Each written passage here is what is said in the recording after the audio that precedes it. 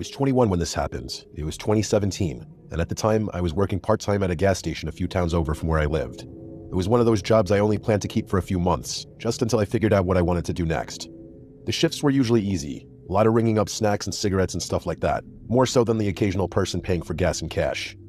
During the day, it was annoying but normal. The nights were different. The nights dragged. The place felt too bright inside and too dark outside, and every customer felt a little stranger. That night, I was working the closing shift by myself, and I still think about it all the time. The store closed at midnight. Around 9 or 10 at night, the phone started ringing. I answered without thinking anything of it. The second I picked up, I heard this weird voice. It was low and drawn out, like someone trying to sound like a killer in a horror movie. It reminded me right away of Ghostface from Scream. It sounded really forced, like someone trying to do an impression, but yet it was still unsettling. The voice asked if I was all alone in the store. I just stayed quiet for a second, then said something sarcastic like, "Yeah, you got me," and then I hung up. I figured it was one of my friends messing with me.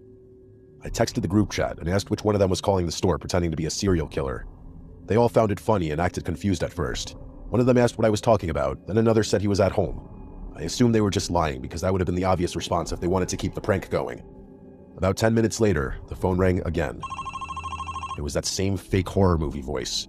This time they asked why I hung up. I once again sarcastically said, "All right, you got me." The voice let out this soft laugh that sounded weirdly real, not playful like I expected. Then it said I shouldn't be rude to people who know where I am. I hung up again, but this time I felt a little off. It was probably still a joke, but there was something about how calm the person sounded that got me. I kept trying to shake it off. Customers were still coming in at that point, enough to keep me distracted. People getting gas, buying beer, and getting lottery tickets. But every time it slowed down, I found myself looking at the phone. It rang a third time around 10:40. I answered, and I immediately regretted it. The voice asked if the store always got this quiet that late. That got under my skin more than I want to admit. I said nothing and hung up. After that, I texted my friends again, this time more seriously. I said it was getting old and asked who was doing it. Again, they all denied it. I started messaging them one by one. It was the same thing. One was with his girlfriends, one sent me a picture from his basement, one was apparently at a friend's house almost half an hour away. At that point, I started getting annoyed instead of scared. I thought maybe they had someone else doing it, but the truth was, even though the caller never said my name, he was saying things that matched what was happening in the store, like how quiet it was. Around 11, the calls started coming closer together. I stopped answering after the fifth one. The phone would ring and I would stare at it and let it stop on its own. Then a minute or two later, it would ring again. That went on for maybe 15 minutes. I started checking the cameras more. There were a few around the outside of the building and a few inside. The store sat by itself off a road that got pretty dead at night. There was a small patch of woods behind one side of the building and an alley-like area where the dumpster was. The outside cameras weren't great. They had blind spots, and the picture at night was grainy. Still, I kept flipping through them, half expecting to catch one of my idiot friends crouched outside laughing. I didn't see anyone, though. Then I started hearing little sounds outside, which at first I told myself was nothing. For example, a tap somewhere. Then what sounded like a light scrape near the sidewall. Then a noise by the back that sounded like someone stepping on loose gravel.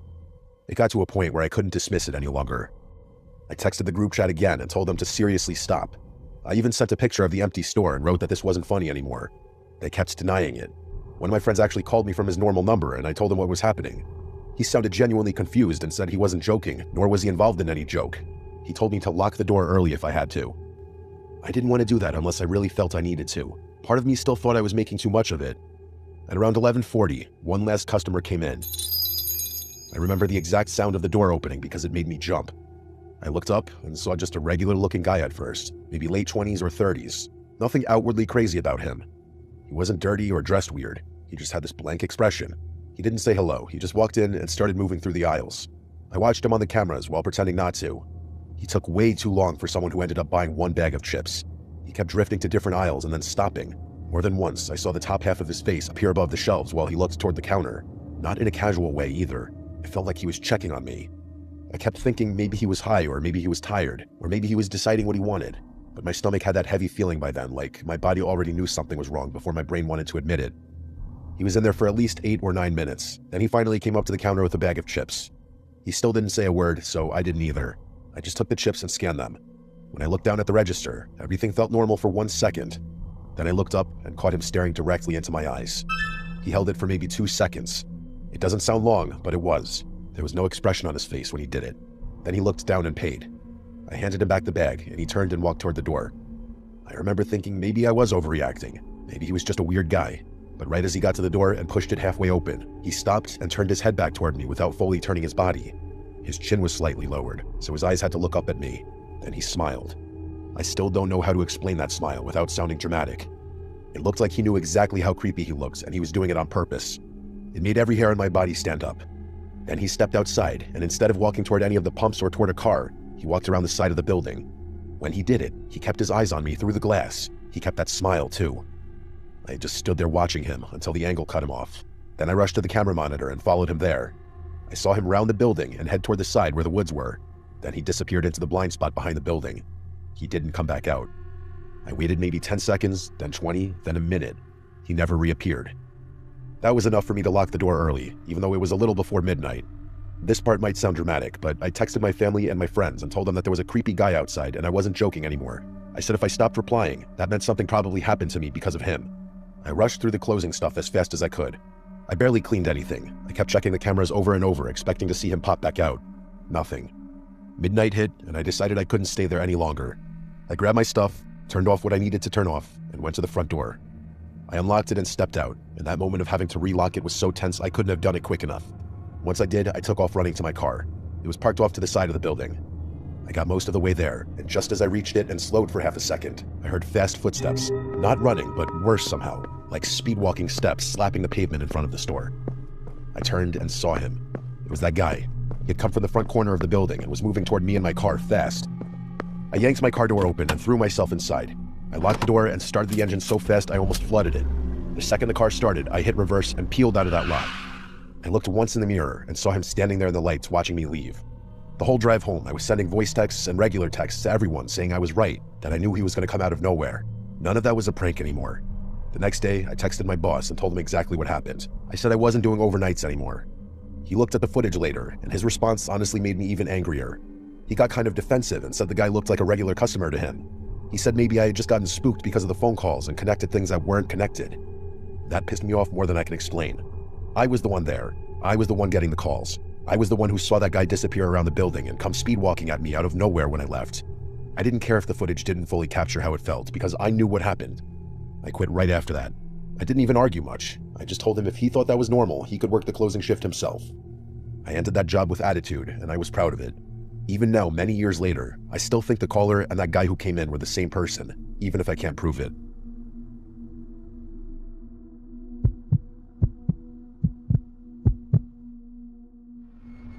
My name is Cadence.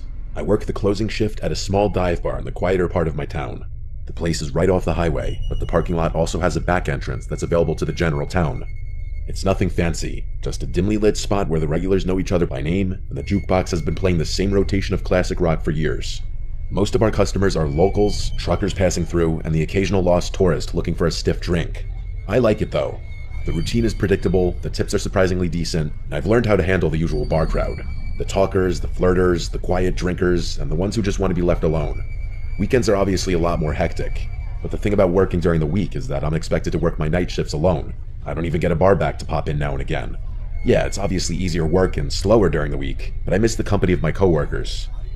I tend to be pretty vigilant during my shifts because we do get the occasional bar fight considering the kinds of crowds we attract. That's why I clocked the guy immediately. It was sometime after 1 in the morning on a Tuesday when he walked in. If I had to guess, I'd say he was in his late 40s, but he was extremely clean-cut and well-groomed. Not the kind of look you'd expect from a guy his age in an area like this. He was wearing a black turtleneck underneath a black trench coat, definitely well-dressed, but casual about it. I'm not sure how to explain it, but he had this aura of sophistication about him that makes you think of money. Real money, not the loud look-at-me kind. He glanced around slowly before walking swiftly over to the bar and taking a seat.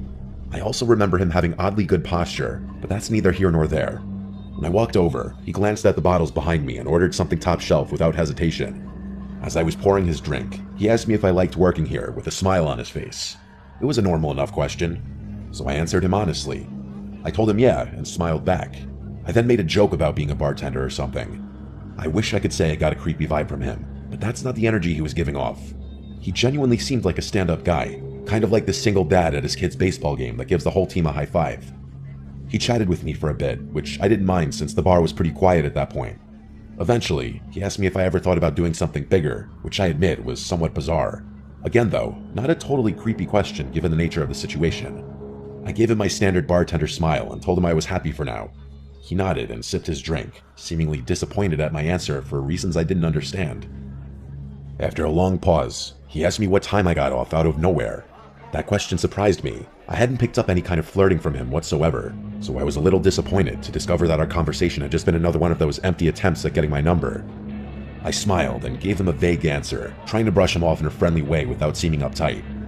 Before he could answer, I busied myself and began wiping down the counter, but he didn't press. He just smiled like he already knew, then drained his drink and pulled out a crisp $100 bill, laying it gently on the bar like it was nothing. Then, without another word, he walked out into the night. I didn't really know what to make of the encounter. I know it sounds like nothing, but his demeanor was just so far off my radar that I was intrigued. Either way, I figured I was never going to see him again and got on with my life. As it would turn out though, I was wrong. About a week later, he came back. Only this time, he wasn't alone. There was a woman with him. She drew my attention since I hadn't seen her before. She looked like she was in her mid-30s and was dressed in a way that didn't quite match her age. Trendy, but off, like someone trying a little too hard to blend in with a younger crowd. I watched her closely as the two of them approached the bar. Everything about her seemed calculated, from the way she smiled too easily to the way she leaned against the bar like we were already friends. As I was setting down napkins in front of them, the very first thing she said to me wasn't a hello or a drink order, but a compliment. She put on this overly joyful smile and said, "You're so pretty." Her fingers brushed against my arm as she said it, lingering just a second longer than normal. I laughed and thanked her, but I could instantly tell that something was off about this woman. The man didn't speak, which I thought was also a little strange given that he had been so talkative last time. They ordered drinks and poured them, and that's when questions came flooding in. The woman asked me how long I'd been working here, along with how old I was and a bunch of other small talk questions like that. I answered in short, polite sentences, but I got the sense that this wasn't small talk. She was studying me. At one point, she looked over at the man, and it seemed like they were communicating despite not speaking. She looked back at me and told me that she ran an exclusive event club. She leaned in a bit as she said it, lowering her voice as if to prevent her being overheard by another patron. She told me that she's always looking for young, fun people for private parties, and that I'd make a killing, 10 grand for a weekend. I let out a small, forced laugh and told her it sounded too good to be true. She insisted that it was real, and told me that a bunch of girls like me worked for them. Her smile never faltered at any moment, which was starting to creep me out. She steered the conversation back to the job, circling around the same words. Fun, safe, exclusive. Then, casually, she said, "You should step outside for a second. There's someone who can explain it better." My pulse kicked up. I wasn't playing around at that point. I didn't even bother pretending like I wasn't creeped out. "I'm good," I said in a firm voice. No smile on my face this time. Just then, a group of customers walked in, laughing and talking loudly. The woman's expression changed in an instant, her friendly mask slipping just slightly before she turned to the man beside her. Without another word, they left. I'd be lying if I said I wasn't unsettled after that. Those random people had just propositioned me for God knows what. I told my coworkers and my boss about the situation, and we all agreed to keep an eye out should those people return.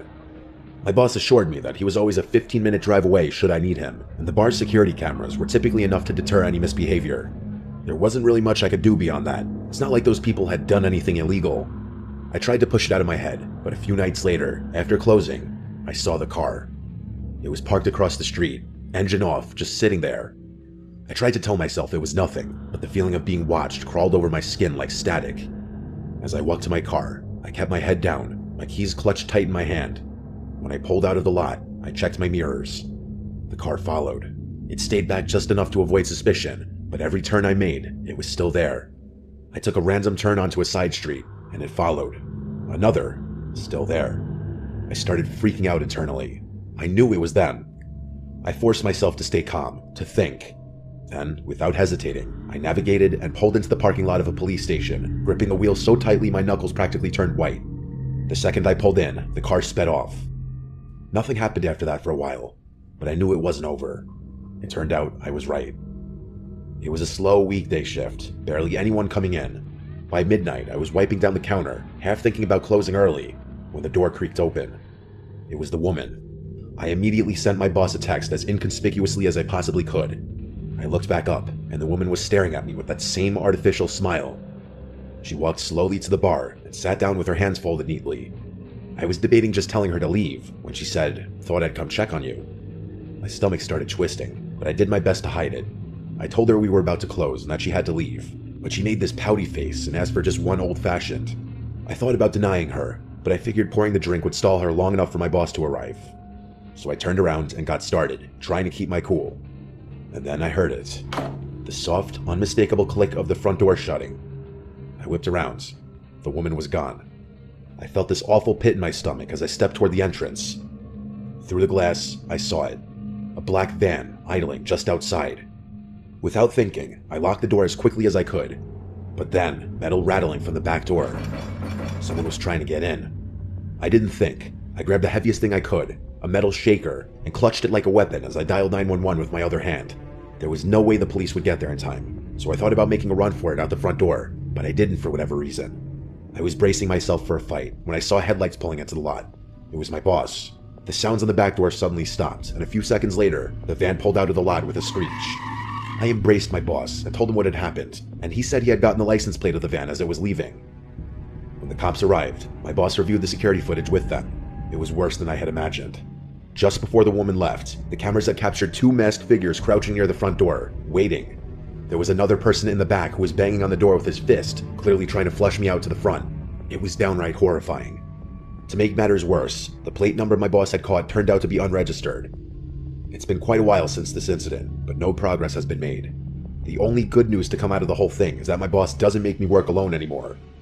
Despite that, I'm still extremely uneasy anytime I'm scheduled for a night shift. I still question how they knew I'd be working alone. It doesn't make any sense.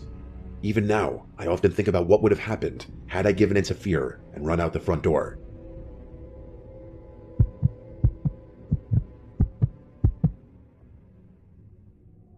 I used to work the night shift at a gas station/convenience store off a quiet stretch of highway. I say used to because after what happened to me a few months ago, I won't work a night shift again. It's a small station, the kind that barely gets any business once it gets late. Most of my shift was spent restocking shelves, wiping down counters, and occasionally ringing up a trucker or traveler passing through. I remember the whole thing vividly. It was just past 2:30 in the morning. By then, even the truckers had mostly dried up, and I was left with basically nothing to do. I scrolled mindlessly on my phone, trying to kill some time. At one point, I stepped outside for some air, rubbing my hands together against the cold. I exhaled a few times, watching my breath disappear in the cold. The parking lot was empty, just the pumps, the road, and the dark stretch of trees beyond. The neon sign flickered faintly, and I remember it being hazy out, like you could literally see the moisture in the air. Even with the highway not too far off, it was pretty silent out there. Right as I was about to walk back towards the store, I noticed something move out of the corner of my eye. I whipped my head around and realized there was a person standing behind one of the pumps. How had I not noticed him earlier? He was wearing a dark red hoodie with a hood up, and he had both hands shoved in his pockets. There wasn't a car in sight, so he obviously wasn't fueling up. The only thing was, he didn't seem to be heading toward the store either. He was just standing there, half turned toward the store like he was watching me. At first, I figured maybe he was waiting for someone, but something about the way he moved rubbed me the wrong way. He was kind of shuffling about in this circular pattern.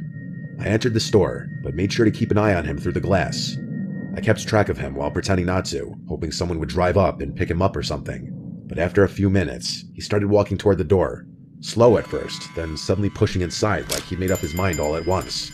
He walked up to the counter, but didn't say anything right away, just stared at me like he was sizing me up. Then, in a rushed, almost rehearsed way, he muttered that his car had broken down just before the pumps. He said he needed a jump or maybe just a little gas to get to the next town. I was literally shocked. He wasn't even trying to make his story believable. Like, I couldn't believe he actually expected me to buy his BS story. I offered to call a tow truck instead. No, he said, too quick, shaking his head. He just needed a flashlight, maybe some help checking under the hood. Something was definitely off, that much was true. The way he spoke, the way he watched my reaction, it felt like a test. To be fair though, people walking into gas stations at that hour are usually a little strange, and I started wondering whether he actually needed help and was just an odd person or on something. I asked him where his car was parked, and he told me it was just beyond the highway entrance. I was obviously skeptical, but then he pointed at the monitor behind me. I turned to look at the screen, and to my surprise, there actually was a car parked out there. I thought to myself, oh crap, maybe this guy really does need help. And that's when it hit me. I had literally just been outside, and I would have remembered a car parked out there. I glanced back at the monitor, and saw the slightest movement near the car's back bumper. Someone was crouching just out of view. A cold wave of dread hit me. I forced a casual smile and agreed to help the guy, but not before telling him I needed to grab my phone for the back office.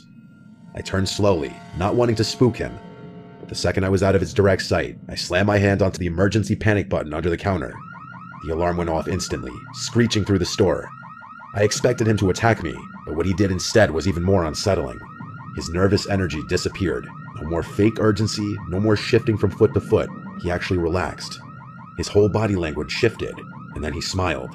Not a panic smile, not an embarrassed one either. A slow, knowing grin, like he had all the time in the world, like this was amusing to him. I was in shock. I didn't even have time to get physical with him. In one fluid motion, he turned and bolted. I ran to the monitors just in time to see both of them take off. Not toward the car, but into the woods behind the station.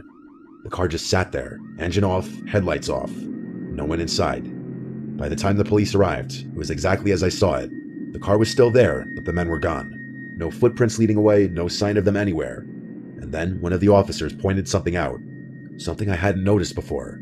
The front passenger door was open. There had been a third person inside the whole time. The police took my statement down, I turned over the surveillance footage, and that was that. A few days later, they followed up with me.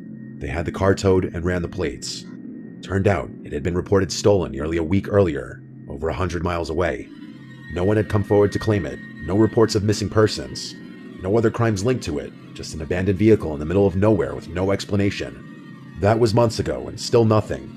I don't know why convenience stores are such popular targets, but I can say for sure that I will never work another night shift again.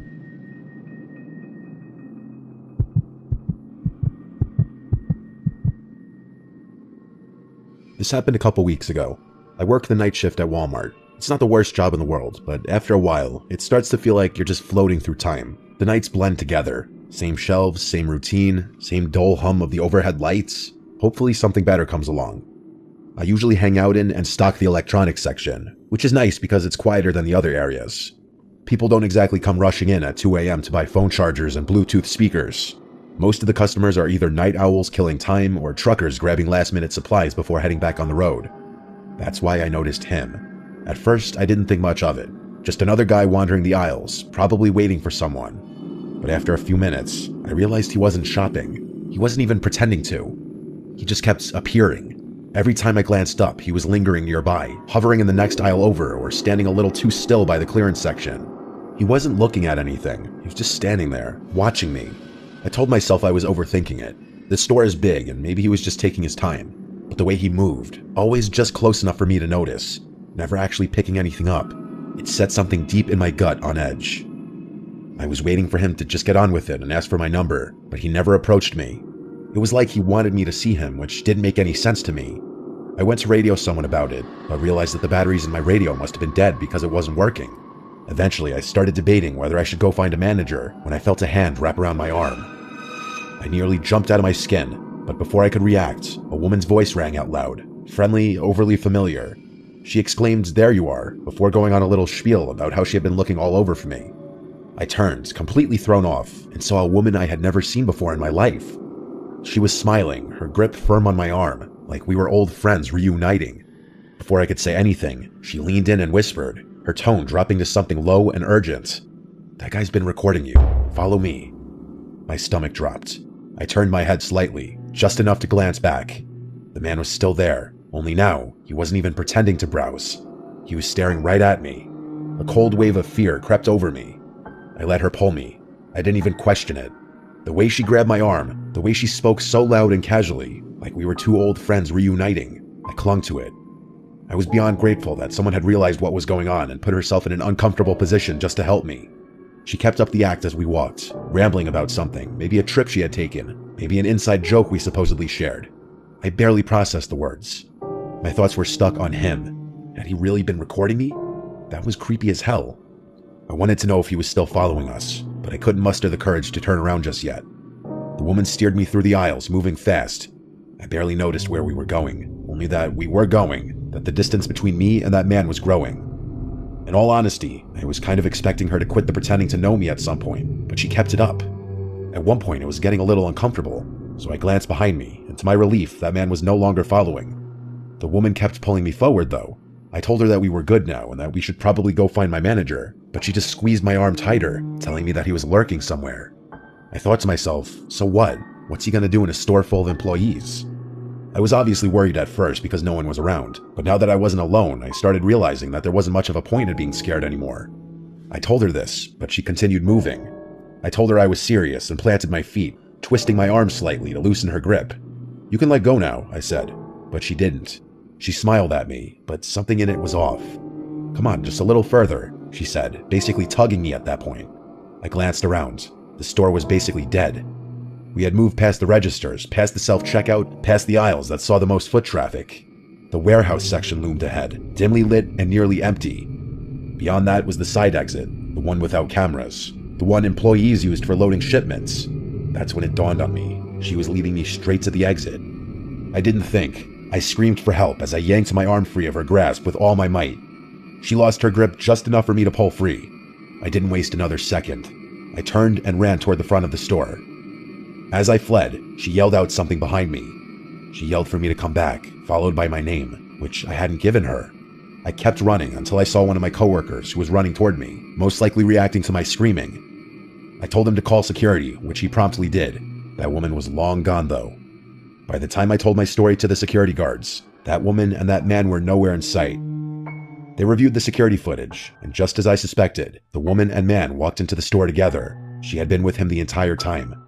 The man's face was clear as day in one of the frames, but hers was always turned away. I had a feeling she was the mastermind behind the whole thing, so I was infuriated that the cameras hadn't picked her face up. Every second of it had been planned. The police got involved, and the whole thing went down as a failed abduction attempt. I'm still waiting for a resolution about it.